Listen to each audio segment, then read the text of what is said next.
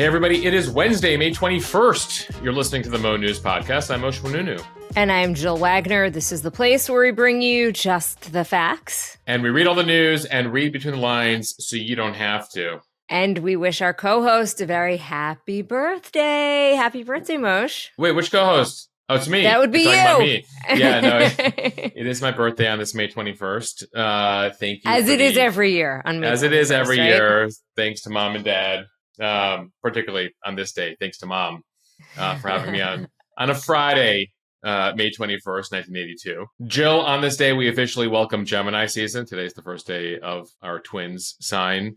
What else do we have May 21st? I'm, I like to look back at history or whatever. Sort of like a low-key day in terms of like famous birthdays. Notorious B.I.G., probably one of the more recognizable figures born on May 21st. And then you have like Al Franken of SNL/U.S. Senate fame. So I hope for a low-key day, news-wise today, given that historically it has been that way. Historically, though, when you say you want a low-key news day, you get the opposite. I mean, there's a part of me also, like, given that it's my birthday, I sort of like wish there was like a huge momentous event that happened on this day in history. So, a good one. A good one. Like a good event, like a positive, amazing thing.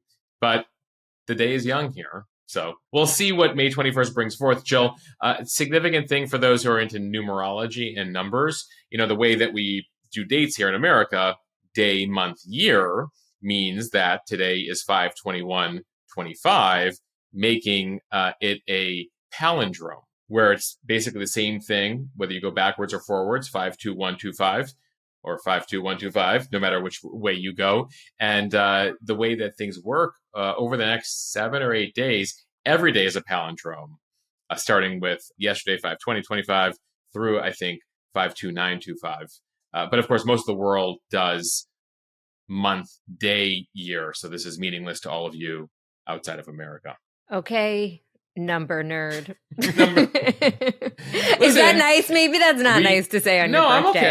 I'm happy to be. Yeah, you should only say nice things to me on this day. It's the other days that you can say whatever you want, Jill.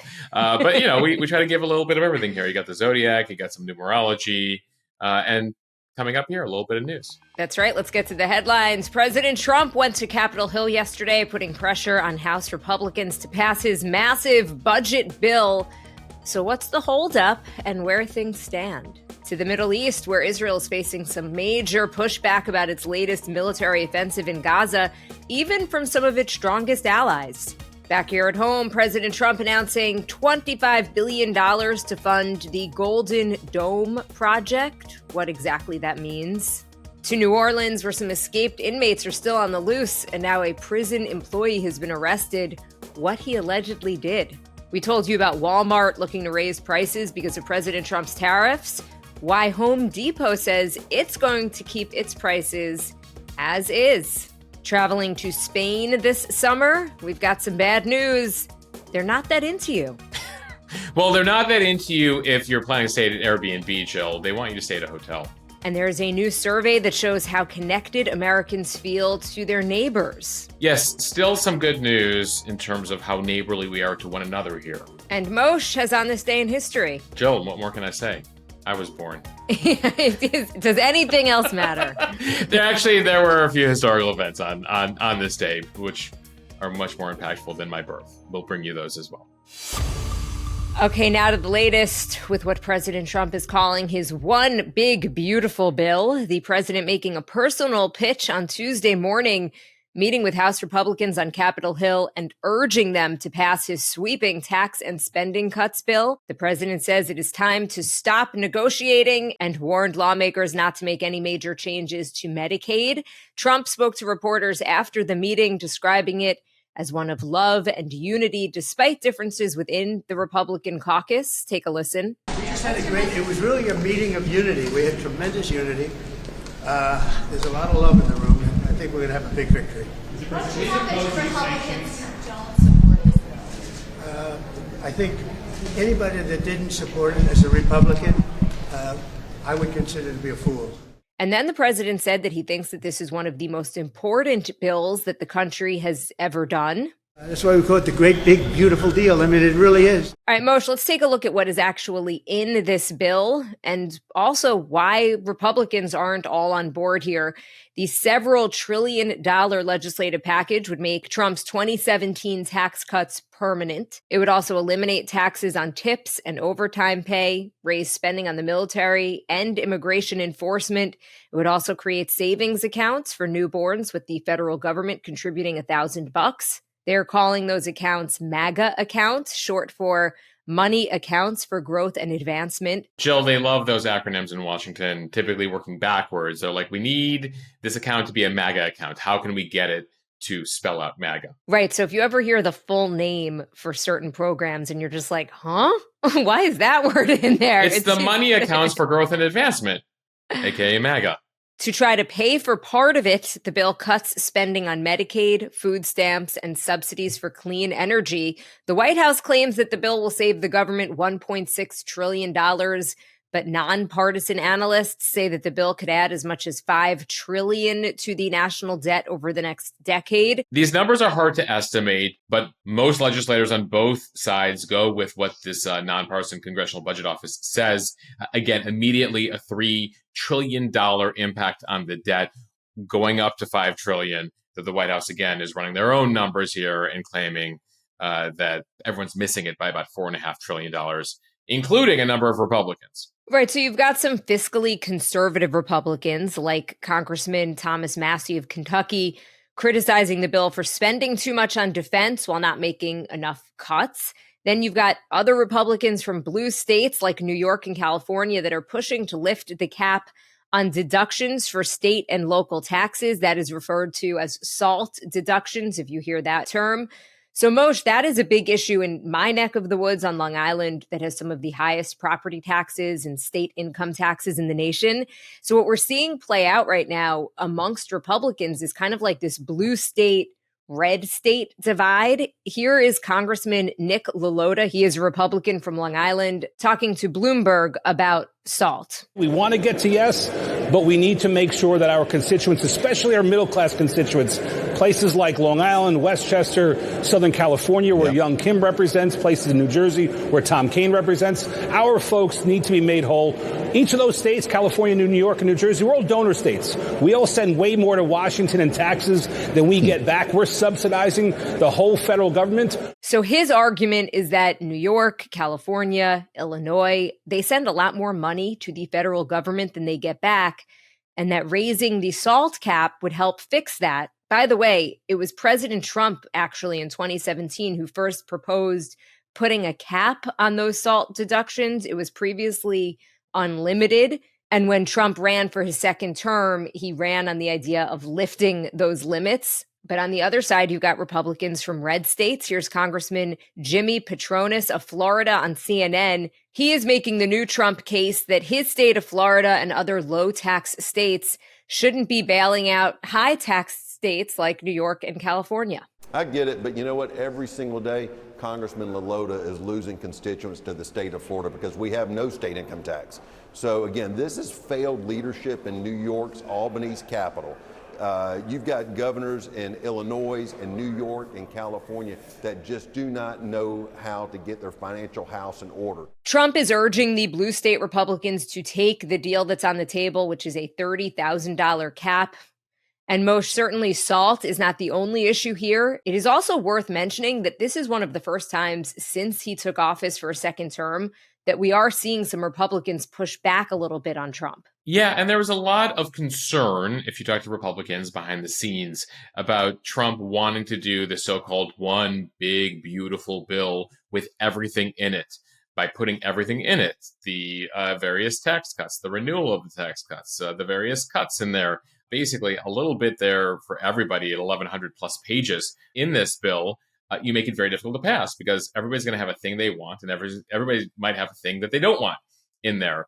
And so there was talk about doing multiple bills, and then the White House insisted on this one bill. It's really made life challenging for Speaker Johnson, given his very slim majority, and given that he has to the left of him the moderate Republicans, including those from New York and blue states, and then to the right of him the hardcore conservatives. And those hardcore conservatives have been the bane of the existence for multiple speakers, going back to John Boehner, Paul Ryan. They pushed out Kevin McCarthy. And Speaker Johnson has been trying to manage them with the help of Donald Trump here. Now, the question is, did President Trump help or hurt, or was he neutral yesterday by going up to Capitol Hill and making his case? He said in no uncertain terms, don't F around, using the full F term, with Medicaid. That's apparently what Trump said behind the scenes. Now, he's reversed himself a couple times on this SALT cap. Remember, as you mentioned, he came in 2017 sort of as a revenge against the blue states, saying we're going to cap SALT and burn people in blue states. Then last year, he campaigned on lifting the cap.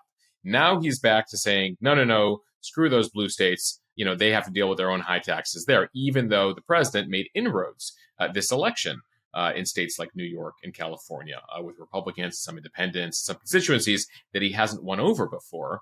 But ultimately, he's decided politically he doesn't need to go there, and he'd rather push back. Moshe, not only did President Trump make some inroads in some of the blue states, but one of the reasons that Republicans have control of the House is because of inroads that were made in blue states. And that is one of the arguments that you'll hear, for example, Congressman Lawler of New York making as well, saying the reason Republicans even have control of the House at all is because we won so many seats in states like New York and California. Yeah, and so there's just a lot to manage here with the 200 plus Republicans in the House. And remember, this is just the House.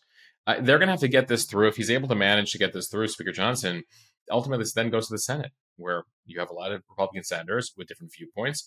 Typically, senators more willing to challenge the president, even in his own party. We'll see how that goes. Now, one House Republican told Politico after the meeting yesterday that Trump's attitude is he's done with this. He's done with negotiating. He just wants this thing passed. That's effectively what he told them yesterday, even though the bill remains in flux here. And ultimately, it really remains to be seen what he means by don't F around with Medicaid, given that he still says, yeah, but I still want to see cuts to Medicaid when it comes to waste, fraud, and abuse. How does one define waste, fraud, and abuse? And is that a definition that will satisfy some of the Republicans that are concerned about this? It's probably not going to satisfy the Democrats here. Democrats in particular don't like this bill for many, many reasons, including potential cuts here to Medicaid and also the SNAP program, formerly known as the food stamp program, and other programs for lower income Americans. The Democrats have been huge advocates for all these years. So a lot to watch here on Capitol Hill. One case you're going to hear the president make here and Republicans make, that if this doesn't pass, effectively there'll be a tax increase for Americans. Why? Because the tax cuts that Trump passed in 2017, they run out this year. And so if they don't extend those tax cuts, effectively what you will be seeing is, yes, a tax increase. Now, if this passes, ultimately for most of us, it won't make much of a difference because the tax cuts that we've already been enjoying these past few years will remain in effect. But the no tax on tips, the no tax on overtime, those various things that the IRS will have to figure out how to implement there, that will certainly have an impact on a number of Americans. And remember, Republicans have a super slim majority in the House, so pretty much every Republican needs to get on board for this to pass. And then there is the Senate, where the bill is likely to get watered down even more. Yeah, and of course, the Senate could pass its own version of it and send it back to the House, because, of course, the way things work on Capitol Hill is they each have to pass the same bill for it to go to the president's desk to become a law. So a lot of work here. I mentioned what you're going to hear from Republicans. You're going to hear from Democrats that ultimately this benefits the rich more than lower income and middle class Americans. And if you do look at the numbers, you can go back to the 2017 Trump tax cuts, and you do see that the tax cuts impacted all income groups, but ultimately had the most benefit to the people with most money. Now you'll hear from Republicans, of course, because if you pay more taxes, you will be impacted by this. And Americans who pay taxes tend to be in higher income brackets. There are tens of millions of Americans in lower income brackets who don't pay taxes. So there was that. Jill, they will then push back. I'm doing counterpoint with myself here, and then Republicans and then Democrats are going to say, yeah, but there's also super rich Americans who don't pay any taxes because they figured out loopholes. So there's a lot of arguments here. Basically, the way that people can kind of spin the numbers, they'll spin it a certain way. But we're here to tell you that the biggest challenge will frankly be Trump with his own party here, with some Republicans who are very worried about increasing the national debt beyond the $37 trillion where it currently stands. Moshe, are you trying out for the debate team over there on the Upper East Side? On the other hand, now argue. yes. Okay, now let's head overseas to the war between Israel and Hamas. Israel has majorly expanded its military operation in the Gaza Strip, and at the same time, it is now lifting an 11-week blockade on humanitarian aid, saying that it will let in about 100 more aid trucks with everything from medical equipment to baby food. It comes amid mounting international pressure on the Israeli government, some of the sharpest that we have seen yet. And most that pressure is coming from countries that are typically allied with Israel and have been supportive of its war against Hamas since the attacks on October 7th of 2023. We're talking about European countries like Britain and also the United States, including individual senators that have apparently been calling Benjamin Netanyahu. Axios is reporting that even President Trump is frustrated by the ongoing war in Gaza and upset by images of suffering Palestinian children. He has told his aides to tell Israeli Prime Minister Benjamin Netanyahu that he wants him to wrap it up. Jill, a big frustration for Trump is he has all these other agenda items. It's the stuff we reported on last week, the trip to Saudi Arabia and Qatar and the UAE. He wants to expand the Abraham Accords. He wants to do a whole bunch of stuff in the region. And as far as Trump is concerned, he's just like, I don't care how you get it done, but I need this war done. In fact, Trump wanted this done as of January 20th. And the fact that this is still going into May here is leading to some frustration he has with Netanyahu. So Israel had blocked all aid from entering Gaza since March 2nd. The argument on Israel's side was that sufficient humanitarian assistance had already entered the Gaza Strip during a 6-week ceasefire, and that Hamas was stealing aid and then selling it at sky-high prices. And at the same time, Israel just launched a major new military offensive in Gaza. We reported here that in one major airstrike, Israel took out the new leader of Hamas in the Gaza Strip, Mohammed Sinwar, the brother of October 7th mastermind Yahya Sinwar. So Israel says it wants to put pressure on Hamas to release the dozens of hostages that it is still holding, threatening now to take full control of Gaza in this next stage of the war.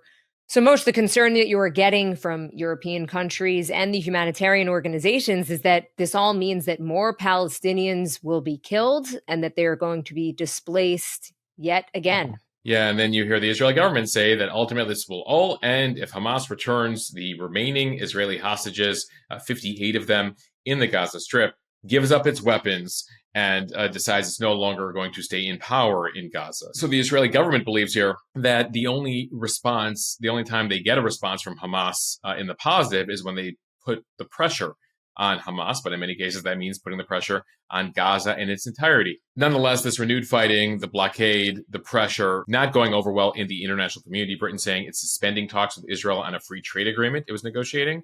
Then you had Britain, as well as France and Canada, issue a very rare public reprimand in recent days, demanding that it stop its renewed military offensive. Those countries putting out a statement saying, we've always supported Israel's right to defend itself against terrorism, but this escalation is wholly disproportionate. The feeling is, ultimately, this war now has gone on for more than a year and a half, and they say just negotiate a deal here and ultimately deal with whatever the remnants are of Hamas moving forward. For Netanyahu and some hardliners in the government, as far as they're concerned, they don't want to be rewarding Hamas. They don't want to leave a situation at the end of the war where Hamas remains in charge because they feel that it'll be nearly impossible to completely pull them out of there. The question is, how long will it take militarily to actually destroy Hamas in earnest here, given just the utter destruction that we've already seen in Gaza here? And so that's where you see sort of the White House saying, listen, we're with you guys, but ultimately just wrap this thing up already. Can we just negotiate a deal here, given that we have other priorities to get to? And so Netanyahu has a decision to make in terms of what he does next. He has his own domestic political challenges, Jill. You know, his government depends on hardliners to his right, and he stays in power as long as those hardliners are happy. And those hardliners have very specific views on what they want to see done with Gaza, including the fact that he's got people to his right who are like, we want Israeli settlements in Gaza and Jews to live there again, which even Netanyahu knows is a non-starter for him and the rest of the world. So ultimately here, we'll see what happens. Interestingly, there are reports, Jill, that the situation on the ground is what led Vice President J.D. Vance not to visit Israel while he was abroad over the weekend. He was in Rome to see the Pope, and ultimately there was a decision made apparently not to go to Israel, sort of to send a message to Netanyahu that even the Trump administration, which has been very much in his corner, is like, we need you guys to figure out a way to wrap this up.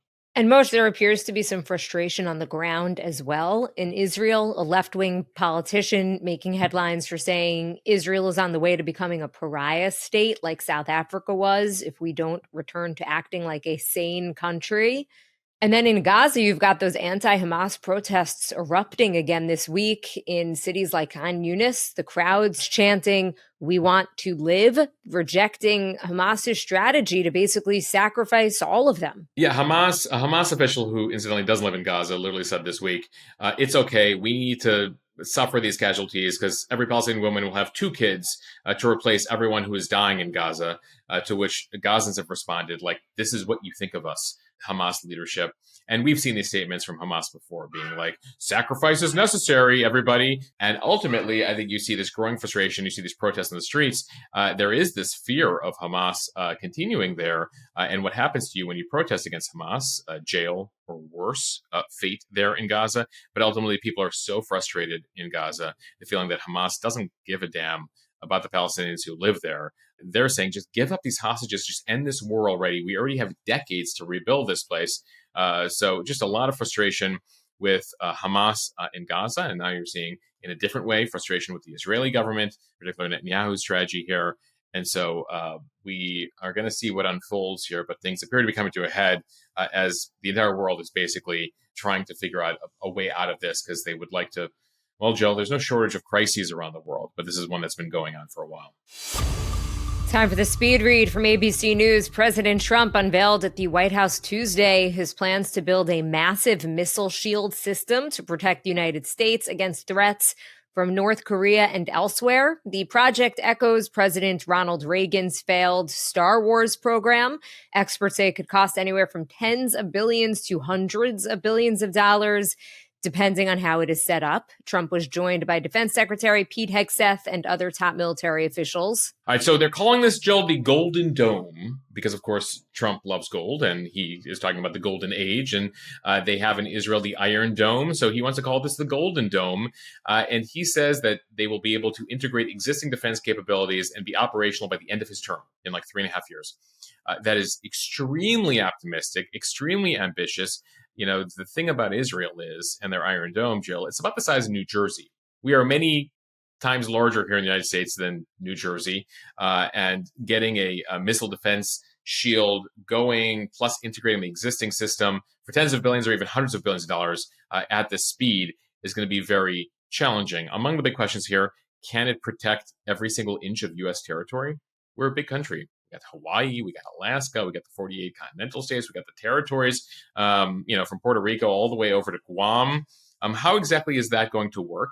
How will they be able to fund this? Where will money be coming from for this? Already you see that the U.S. government is, and the Pentagon are in the process of replacing a number of its ICBMs dating back to the 1970s here. We've had a lot of mixed success in terms of existing missile takedown technology. And who exactly are we guarding against here? In terms of capability, the North Koreans have shown that their missiles keep getting better. The Chinese certainly have the capability. The Russians have the capability. And so what comes of this and how much of this is really rhetoric will be a big question here. From Reuters, police have arrested a maintenance worker at the New Orleans jail for allegedly facilitating the escape of 10 inmates from that jail early Friday morning. 33-year-old Sterling Williams was arrested Monday night. He worked at the Orleans Parish Justice Center. Louisiana's Attorney General says that he faces 10 charges related to helping the prisoners escape. He admitted, actually, that he helped in the escape by turning off the water in the cell where the inmates lived. So why would he do that? He said one of the escapees really threatened him, but the inmates were then able to pull the toilet off of the wall and then climb through a window. Right. They wanted to shut the water so they could pull the toilet off the wall so they could get through the window. He said that one of the escapees threatened to shank him if he did not turn off the water, according to the arrest affidavit here. Another inmate apparently tried to take his phone and tried to basically steal stuff via a Cash App from him. And so Williams says, listen, they were going to kill me. They were going to shank me. They were going to steal from me. So I just did that. Now, the Attorney General for Louisiana said that Williams clearly made some bad decisions here and that the staffer could have brought the threat and the escape plan to, someone's attention as opposed to just saying, okay, I don't want you to shank me. I will shut off the water. Now, we should note here at this particular jail that they're already at about 60% staffing. So they were already very understaffed here when it comes to what's happening at Orleans Parish Jail. Williams, for his part, is now under arrest. Joe, you might have seen these photos. We put them up on Instagram. Once they removed the toilet from the wall, the prisoners, upon their escape, decided to leave a message for everyone, including "Too easy, LOL, we innocent," was something else that was written above the window. As you mentioned, 10 of them escaped. As of Tuesday night, 6 of them remain on the loose, including those who have committed manslaughter and done some pretty horrific crimes, Jill. They have been able to recapture 4 of the 10 so far. As a grammar nerd, I will point out that too easy was spelled T-O, easy, not T-O-O. Easy. Jill, I wouldn't point that out to them or they'll shank you. Like they threatened to do that to Williams. They're like, oh, you have grammar we thoughts? Missed an O. Jill Wagner. To some business news now from CNBC. Home Depot says that it does not plan to hike prices because of tariffs. The company telling CNBC, because of our scale, the great partnerships we have with our suppliers, and productivity that we continue to drive in our business, we intend to generally maintain our current pricing levels.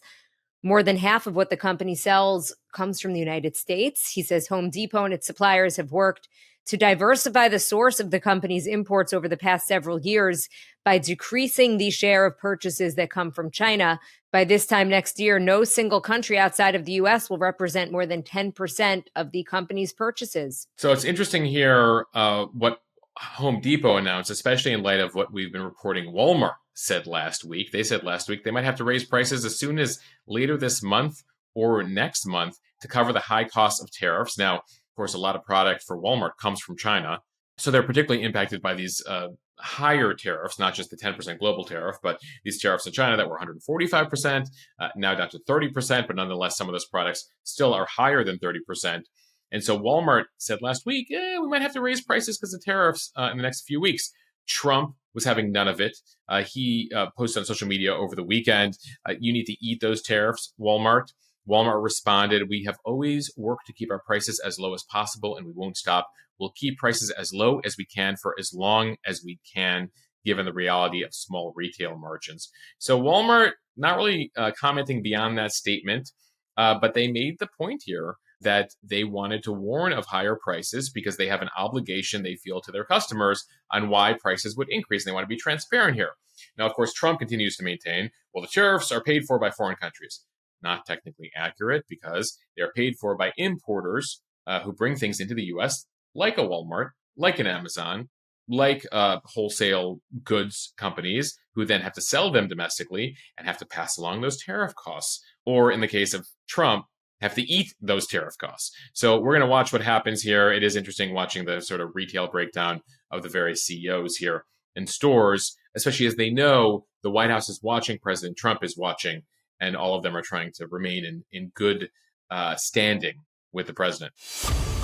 From the BBC, the Spanish government has called for the removal of the listings of nearly 66,000 properties on Airbnb. That is on the grounds that they breach regulations for tourist accommodation. The clampdown comes as protests against over-tourism have begun ahead of the summer season, and it follows a Madrid court ruling that the Airbnb rental platform must immediately withdraw about 5,000 properties from the market. Housing has emerged as Spaniards' biggest concern in recent months because of spiraling rental costs, particularly in larger towns and cities. The cost of an average rental has doubled over the last decade, while salaries have failed to keep up. Tourist apartments have been identified by many as a major cause of the problem, depriving local residents of places to live. Yeah, this is a huge issue, not just in Spain, but we've talked about it in Portugal and in Italy and in Greece, that locals have found that they can get much greater bang for their buck by turning various residences into Airbnbs, getting some foreign money, as opposed to renting them to locals at a lower cost. Spain is officially the world's second most popular tourist destination behind France. 94 million people visited last year. That was a 13% increase from the previous year. Now, in Spain, they have a socialist prime minister, Pedro Sanchez, and he says there are too many Airbnbs, not enough homes. And so Airbnb in recent months has had to try to reach deals in places like the Canary Islands Ibiza. That's how they pronounce it, right? Ibiza. Ibiza, and other That's places. how the cool kids The pronounce cool it. kids. It's like, I've never said it that way. The kids in college who studied abroad and they came back being like, Ibiza, Barcelona. Anyway, Airbnb is trying to make deals here, trying to stay in the market. They say in response, the root cause of the affordable housing crisis in Spain is a lack of supply to meet demand. They say it's just an economic issue. It's not their fault. But we have seen in Spain protests against over-tourism in many destinations. Jill, I think there was a story last year we told folks about locals throwing things at tourists because they're so frustrated by the situation. So the government clearly trying to intervene here. And finally, from the Pew Research Center, it is a beautiful day in the neighborhood, at least for about half of Americans. A new survey from Pew Research Center shows about 44% of adults say that they trust all or most of the people in their neighborhood. That is down slightly compared to about 52% who said the same thing in 2015. Back to this year, about 46% trust some of the people in their neighborhood, 9% trust none. I feel like those people should move, right? If you don't trust any of your neighbors. You're probably in the wrong neighborhood. Some groups of Americans are more likely than others both to know all or most of their neighbors and to trust all or most of them. And that's people 50 and older, white Americans, upper income Americans, people who live in rural or suburban areas, those who attend in-person religious services at least monthly. And Republicans are also more likely than Democrats to trust their neighbors. Pew also asked Americans about a variety of neighborly behaviors. Most adults, 6 out of 10, say they have a neighbor they'd feel comfortable asking to keep a set of their keys for emergencies. That's the highest level of trust there. 3 out of 4 Americans say they would bring in the mail or water plans for out-of-town neighbors. 7 out of 10 Americans say they'd conserve water or electricity if asked to do so by a public official to help out the greater community. About 2/3 of Americans say they would bring a meal to a sick neighbor or friend. And Jill, you shared in the newsletter yesterday a major solid that a neighbor recently did for you. Right, because we were talking about this story on our news call, our assignment meeting. And I was mentioning that just this weekend at my parents' house, my daughter really wants to learn how to ride a bike. So my parents had a bike for her, but the tires were flat and broken. One neighbor brought over a pump to no avail. It did not work. So my parents basically just put the broken bike out with the garbage. They decided that was it, huh? They're just they're like, this is we're done. We're not getting new tires. Like, this is never going to work. Okay. They put it out on the sidewalk, ready for the garbage people to pick up. And the next day, a different neighbor brought the bike back to my parents. He had actually put new tires on it. He cleaned it up, good as new. So we were all kind of blown away by it. My parents, as a thank you, went out and got them a whole thing of these ice cream flying saucers. But just a big thank you to my parents' neighbor. And I guess just wish me luck as I try to teach my daughter how to ride a bike. Yeah, so now the tires work. Now you got to run after Alex. And my back hurts just thinking about it. I feel like that's a good job for Michael. Michael, time to teach Alex to ride a bike. Jill will take great footage for social media, though. All right, we end here on this day in history. We begin in 1881. The American Red Cross, founded on this day, May 21st, 1881. On this day in 1927, Charles Lindbergh lands at Le Bourget Field in Paris, successfully completing the first solo nonstop transatlantic flight between New York and Paris. And on this day in 1956, the U.S. conducts the first airborne test of its improved hydrogen bomb, one of the most powerful bombs to ever be created, over the Bikini Atoll in the Pacific Ocean. Jill, on this day in history, on my birthday, it turns out The Real World premiered for the first time 33 years ago today, an iconic reality show from the 90s, and also the show, Jill, that gave us Sean Duffy, the current transportation secretary. Sean Duffy first appeared on A Real World in one of those early seasons. And a bit of music history on this day. Marvin Gaye released his album What's Going On this day in 1971, so that turns 54 today. And the Charlie Daniels Band, one of my favorites, The Devil Went Down to Georgia on this day 46 years ago, 1979. And then on this day in 1982, Jill, yours truly was born Though I am told by my mother, because it turns out my daughter is very vocal. Like, she's already this week rolling out like 3-word sentences at 20 months, 4-word sentences. Like, I don't want that. I'm like, oh my God, you can put that many words together. It turns out, despite the amount of talking I now do, until I was about 3.5, 1 word mosh. And only a couple of words. Like, I would point to things and wasn't really a talker, apparently. I was saving myself for this podcast. Which I think is a good lesson for parents, actually, that these milestones and stuff really don't matter. They don't matter. They don't matter. Everyone turns out okay. We turn out okay.